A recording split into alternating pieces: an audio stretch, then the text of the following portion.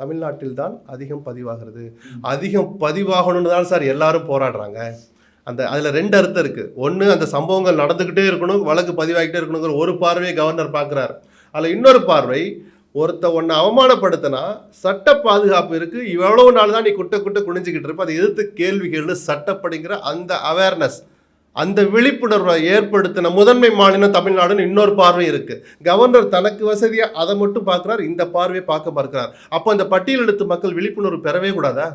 ஒரு மேல் சாதிக்காரன் ஆதிக்க சாதிக்காரன் ஒருத்தர் அவனை குட்டிக்கிட்டே இருந்தால் அவமானப்படுத்தினா பதுங்கி அனுபவிச்சுட்டு போய்கிட்டே இருக்கணுமா? கவர்னர் சொல்ல வர்றது அதுதானா?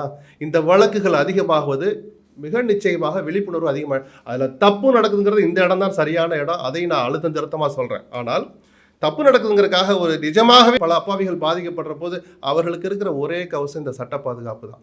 அதை பயன்படுத்த முன் வர்றாங்களே, அவர்களுக்கு நான் தார்மீக ரீதியாக நன்றி செலுத்துகிறேன், மானசீகமாக நான் உங்களோட நிற்கிறேன்னு சொல்லியிருந்தாதான் நிஜமாவே அந்த பட்டியலினத்து மக்கள் மேலே ஆளுநர் ரொம்ப அக்கறை கொண்டிருக்கிறான்னு எடுத்துக்கலாம்.